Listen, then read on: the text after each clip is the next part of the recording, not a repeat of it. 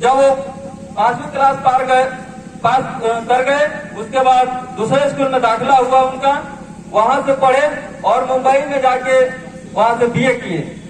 वहां यूनिवर्सिटी में पढ़ने का उनको क्लास में नहीं दिया गया, वो लाइब्रेरी में जाके पढ़ रहे थे। एक समाज सेवा आदमी आए और देखे कि बाबा ये बहुत लड़का होनियार है, पढ़ रहा है, आखिर इसको क्या दिक्कत है। तो उन्होंने एक बुद्ध की किताब ली और पढ़े और कहे कि आपको वो बोले कि बाबा हमको पढ़ने में बहुत दिक्कत है रही है, पिताजी की आर्थिक स्थिति सही नहीं है।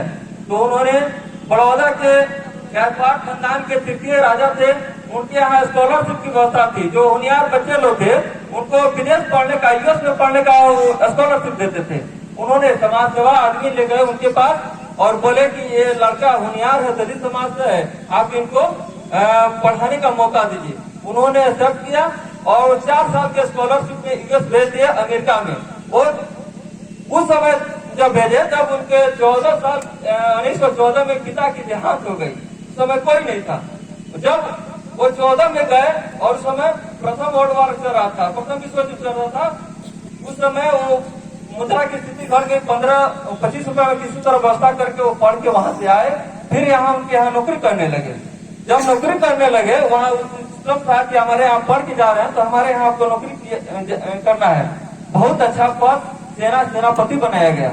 जब पद पर रहे, सेनापति काम कर रहे थे, उस समय छुआछूत की भावना बहुत ज्यादा थी, चरम सीमा पर थी। उतना बड़े लेवल के सेनापति रहते हुए भी चपरासी जब उनके यहाँ फाइल लाते थे तो फाइल दूर से ही फेंक दिया करते थे। वैसे महामानव उस समय भी झूठे नहीं आगे बढ़ते रहे। उसके बाद ब्रिटेन चले गए, इंग्लैंड से लॉ की पढ़ाई पढ़ के आए और उन्होंने देश की आजादी में अपना योगदान दिया। और एक दलित का एक अलग से वोट बनाने का गांधी जी से वो काम किए देश के लिए। लेकिन गांधी जी इस पर अवसर पे पड़ गए कि देखिए इस देश में जो है अभी आजादी मिली नहीं है, अगर आप एक अलग कम्युनिटी बना देते हैं तो फिर हम लोग देश के आजादी में दिक्कत होगी। इसलिए आपका हिंदू हम मानते हैं, हिंदू आप लोग को बनाएंगे, पहले देश की लड़ाई में आप साथ दीजिए। उन्होंने साथ दिया, गांधी जी का विचार से सहमत हुए और देश की लड़ाई में वो योगदान दिए। जब 1946 का समय आया तो संविधान बनाने का उस समय बात हुआ तो इन्होंने महाराष्ट्र उसमें संगठन में 7 लोगों निर्वाचित होना था, उसमें चुनाव जीत के आना था। महाराष्ट्र में अपना दाखिला किए। उस समय कांग्रेसी लोग निश्चित रूप से सब कोई मिलकर उनको हराने का काम किया, वो हार गए। फिर उन्होंने बंगाल से जाकर नॉमिनेशन दिया। वो आज का बंगाल नहीं, वो कल का बंगाल जो पाकिस्तान में था, वो पूर्वी बंगाल जो अभी बांग्लादेश में, वहां से नॉमिनेशन दे के आए, वहां से चुनाव जीत गए। मुस्लिम कम्युनिटी की एरिया थी, वहां उन लोगों को जिता दिया गया।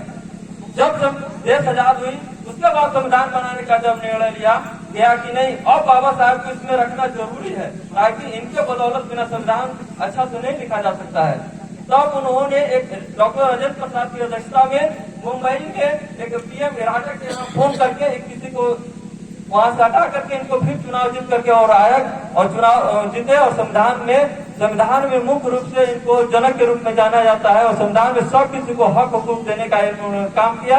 और उस समय जिंदगी में सबसे बड़ी बात है कि जिंदगी में परिस्थितियां कितनी बदली, कितना ये लोग सहे। उस समय एक बात की बात है कि 1927 में उन्होंने उस समय तालाब से पानी पीने का अधिकार नहीं था।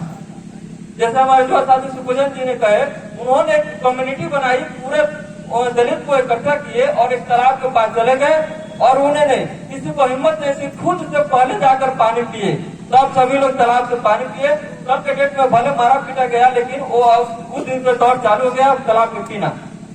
उस समय बाबा साहब जब बैरिस्टर बन के आए थे, एक वाकया है कि जब उन्होंने उस समय वकालत करने का फैसला लिया गया तो कोई वकील साहब को अपने यहाँ बैठने का मौका नहीं दिया गया।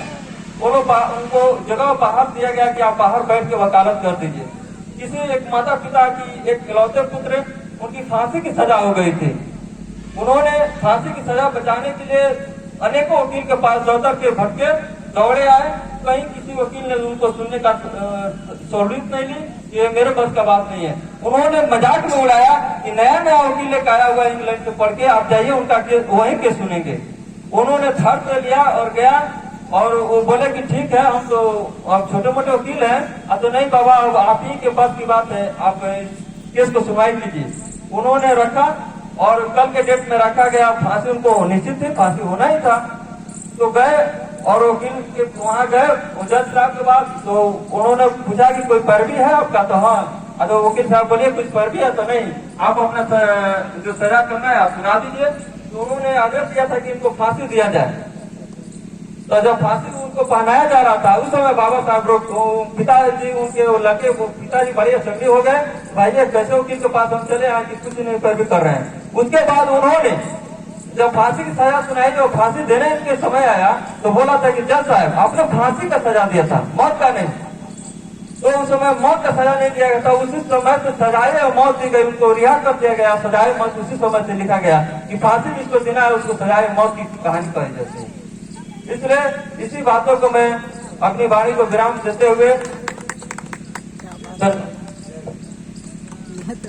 बहुत बहुत धन्यवाद उमेश यादव जी, जो आपने अपनी बातों को रखा।